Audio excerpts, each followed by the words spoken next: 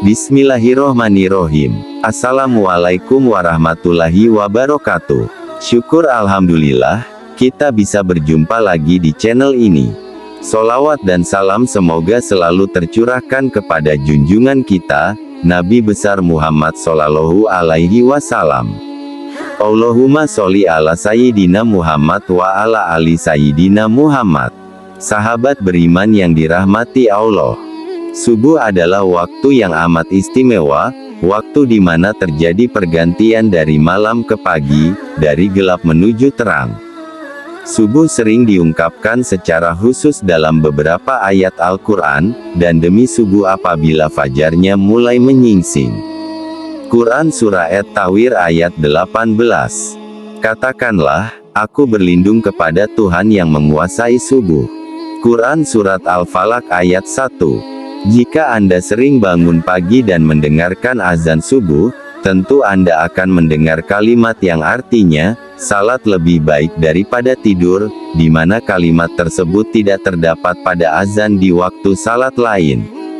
Dalam kalimat tersebut, Allah memberikan isyarat kasih sayang pada hambanya. Pada waktu tersebut, diperintahkan untuk menjalankan salat subuh. Sehingga tidak heran jika waktu subuh banyak diceritakan keajaiban sekaligus keutamaannya. Hanya saja banyak yang belum mengetahuinya. Jadi apakah keutamaan dan keajaiban waktu subuh? Sahabatku yang beriman, silahkan simak penjelasan video ini hingga akhir agar para sahabat bisa memahami dan dapat mencerna apa isi yang terkandung dalam video ini, dan semoga para sahabat yang sudah menyimak video ini hingga akhir, semoga Allah Subhanahu wa Ta'ala balas dengan kebaikan, dilancarkan rezekinya bertubi-tubi, diberikan kesehatan dan dimudahkan segala urusannya baik di dunia maupun di akhirat kelak, amin ya robbal alamin. Waktu subuh sendiri memiliki banyak kejadian besar dan keistimewaan. Yang pertama adalah disaksikan oleh para malaikat. Subuh begitu istimewa bagi umat Islam hingga Allah Subhanahu wa Ta'ala menurunkan perintah salat subuh sebagaimana firman-Nya dalam Quran Surah Al-Isra ayat 78, dirikanlah salat sesudah matahari tergelincir sampai gelap malam, dan dirikanlah pula salat subuh. Sesungguhnya salat subuh itu disaksikan oleh malaikat. Orang yang menjalankan salat subuh akan mendapat perhatian Allah pada hari kiamat karena berkumpulnya para malaikat malam dan siang di waktu tersebut. Di mana para malaikat melaporkan langsung kepada Allah Subhanahu wa Ta'ala apa saja yang dikerjakan hambanya di waktu subuh dan mendoakan kebaikan bagi mukmin yang menjalankan salat subuh. Yang kedua, salah satu penyebab masuk surga. Terkadang kaum mukmin lalai dalam menjalankan salat subuh, lebih memilih untuk melanjutkan tidurnya daripada bangun untuk melaksanakan salat. Orang yang menjalankan salat subuh tepat waktu, baginya akan menjadi jalan masuk surga. Dalam sebuah hadis dikatakan, barang siapa yang mengerjakan salat badain, yaitu subuh dan asyar, maka dia akan masuk surga. Hadits riwayat Bukhari dan Muslim. Yang ketiga, salah satu penghalang masuk neraka. Salat subuh yang memiliki jumlah rakaat paling sedikit dibanding salat wajib lainnya, terkadang menjadi salat terberat bagi sebagian umat muslim. Bagi yang menjalankan salat subuh, baginya dapat menjadi penghalang masuk neraka, seperti yang disampaikan dalam hadis berikut, sekali-kali tidak akan masuk neraka orang yang mengerjakan salat sebelum matahari terbit di ufuk timur. Hadits riwayat Muslim dan Abu Daud. Yang keempat, berada dalam jaminan Allah. Barang siapa salat subuh, maka dia berada dalam jaminan Allah. Hadits riwayat Muslim. Yang kelima, pahala seperti salat satu malam. Bagi yang menjalankan salat subuh berjamaah, Allah memberikan keistimewaan berupa pahala seolah-olah orang tersebut menjalankan salat sepanjang malam. Dan barang siapa yang salat subuh berjamaah, maka seolah-olah dia salat seluruh malamnya. Hadits riwayat Muslim. Yang keenam, bercahaya di hari kiamat. Bekas wudhu dan langkah kaki orang yang menjalankan salat subuh berjamaah akan menjadi cahaya di hari kiamat.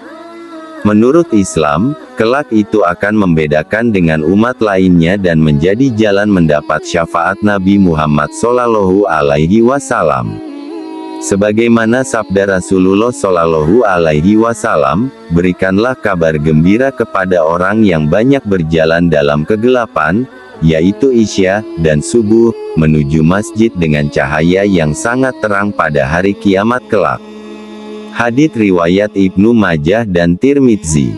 Yang ketujuh, lebih baik dari dunia. Salat subuh dianggap sebagai amalan yang kebaikannya melebihi dunia beserta isinya. 2 rakaat salat subuh itu lebih baik dari dunia beserta isinya. Hadits riwayat Muslim dan Ahmad. Yang kedelapan, melepaskan 3 ikatan setan. Setan senantiasa menjerumuskan manusia untuk menjauhi perintah Allah. Salat subuh dapat melepaskan diri dari tipu daya setan. Setan membuat 3 ikatan di tengkuk salah seorang dari kalian ketika tidur. Di setiap ikatan, setan akan mengatakan, "Malam masih panjang, tidurlah." Jika dia bangun dan berzikir kepada Allah, lepaslah 1 ikatan. Jika dia berwudu, lepas lagi 1 ikatan. Jika dia kemudian mengerjakan salat, lepaslah ikatan yang terakhir. Yang kesembilan, terhindar dari kencing setan. Setan senantiasa punya cara untuk menyesatkan manusia. Mereka tidak pernah lelah menggoda manusia dari segala penjuru. Mereka melakukan tindakan agar manusia menghindari perbuatan-perbuatan yang baik. Dalam sebuah hadis riwayat Al-Bukhari dan Muslim, Ibnu Mas'ud radhiyallahu anhu mengatakan bahwa salah satu tindakan setan yang menyesatkan adalah mengencingi manusia. Orang-orang yang bangun kesiangan hingga lalai dalam menjalankan salat subuh disebutkan kepada Nabi Muhammad SAW ada seorang laki-laki yang tidur semalaman hingga waktu pagi dan kehilangan waktu subuh. Maka Rasulullah SAW bersabda, laki-laki itu telah dikencingi setan pada telinganya. Agar terhindar dari hal tersebut, manusia sudah selayaknya bangun di awal waktu subuh dan menjalankan salat subuh tepat waktu. Yang ke-10, waktu terkabulnya doa. Pada waktu subuh, malaikat siang dan malam berkumpul. Barang siapa yang menjalankan salat subuh dan memohon doa, akan didoakan oleh seluruh malaikat dan disampaikan langsung kepada Allah Subhanahu wa Ta'ala. Manfaat doa dalam Islam pada kondisi seperti ini memang mustajab. Pada waktu itu adalah tersebarnya rahmat, banyak permintaan yang diberi dan dikabulkan, serta nikmat semakin sempurna. Hadits riwayat Muslim. Yang ke-11, waktu pembagian rezeki. Pada waktu subuh, malaikat membagi rezeki kepada semua umat manusia. Dianjurkan untuk berdoa atau membaca Al-Quran setelah salat subuh. Barang siapa yang salat subuh dan memohon rezeki, maka Allah akan memberikan keberkahan yang lebih padanya. Rasulullah SAW bersabda, sesudah salat subuh, janganlah kamu tidur sehingga melalaikan kamu untuk mencari rezeki.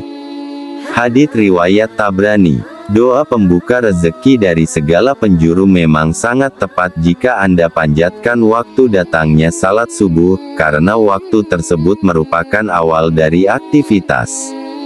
Yang ke-12, waktu yang baik untuk berzikir. Zikir adalah tanda seorang mukmin mengingat dan memuji Allah. Orang yang mengetahui keutamaan berzikir di waktu subuh akan mendapat ketenangan hati, dan merupakan waktu yang dianjurkan oleh Allah. Allah Subhanahu wa Ta'ala berfirman, maka bertasbihlah kepada Allah di waktu kamu berada di petang hari dan waktu berada di waktu subuh. Quran Surat Ar-Rum ayat 17. Yang ke-13, mendapat keselamatan. Rasulullah SAW pernah bersabda, sesungguhnya Allah jika menurunkan bala dari langit kepada penduduk bumi, maka Allah akan menghindarkannya dari pemakmur masjid. Hadits riwayat Ashari. Yang ke-14, diampuni dosa-dosanya. Allah menjanjikan pengampunan bagi orang-orang yang senantiasa menjalankan salat subuh dan memohon ampunan atas dosa-dosa pada waktu tersebut. Setelah salat subuh, dianjurkan untuk membaca kalimat, Subhanallah wa bihamdihi, Subhanallahil azim, sebanyak 100 kali. Rasulullah Shallallahu Alaihi Wasallam bersabda, barang siapa mengucapkan, Subhanallah wa bihamdihi, Subhanallahil azim, 100 kali dalam sehari, ia akan diampuni segala dosa-dosanya, sekalipun dosanya itu sebanyak buih di lautan. Hadits riwayat Muslim dan Tirmidzi. Yang ke-15, terhindar dari munafik. Dalam hadis riwayat Imam Malik, batas antara kita dengan orang-orang munafik adalah yang menghadiri salat Isya dan salat subuh. Hal itu dikarenakan orang munafik tidak akan sanggup untuk menghadiri kedua salat tersebut. Hadits riwayat Imam Malik. Yang ke-16, dapat melihat Allah. Manusia dapat melihat Allah saat berada di surga nanti.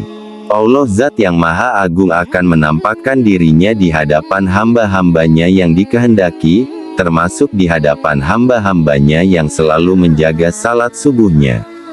Rasulullah Shallallahu Alaihi Wasallam bersabda, kami sedang duduk bersama Rasulullah Shallallahu Alaihi Wasallam ketika melihat bulan purnama. Beliau berkata, sungguh kalian akan melihat roh kalian sebagaimana kalian melihat bulan yang tidak terhalang dalam melihatnya. Apabila kalian mampu, janganlah kalian menyerah dalam melakukan salat sebelum terbit matahari dan salat sebelum terbenam matahari, maka lakukanlah. Hadits riwayat Bukhari dan Muslim. Yang ke-17, mendapat pahala seperti pahala haji dan umroh. Bagi orang yang menjalankan salat subuh berjamaah, dilanjutkan dengan berzikir hingga matahari terbit, dan ditutup salat 2 rakaat, akan mendapatkan pahala senilai dengan pahala haji dan umroh. Hal ini sebagaimana sabda Rasulullah Shallallahu Alaihi Wasallam, siapa yang sholat subuh dengan berjamaah, lalu duduk berzikir kepada Allah sehingga matahari terbit, kemudian salat 2 rakaat, maka ia mendapatkan pahala haji dan umroh sempurna. Hadits riwayat At-Tirmidzi. Sahabat beriman yang dirahmati Allah, mari kita biasakan bangun pagi dan menjalankan salat subuh tepat waktu. Selain menjalankan kewajiban sebagai umat muslim, salat subuh juga memberi hikmah berupa melatih kedisiplinan diri dan mencegah rasa malas. Wallahu a'lam bishawab. Demikian yang bisa saya bagikan. Jangan lupa jika konten ini bermanfaat untuk like, komen dan share kepada teman dan saudara kita semua. Semoga bermanfaat untuk kita semua. Amin ya robbal alamin. Aqulu qouli hadza wa astaghfirullahi li wa lakum, fastaghfiru innahu huwal ghafurur rahim. Wassalamualaikum warahmatullahi wabarakatuh.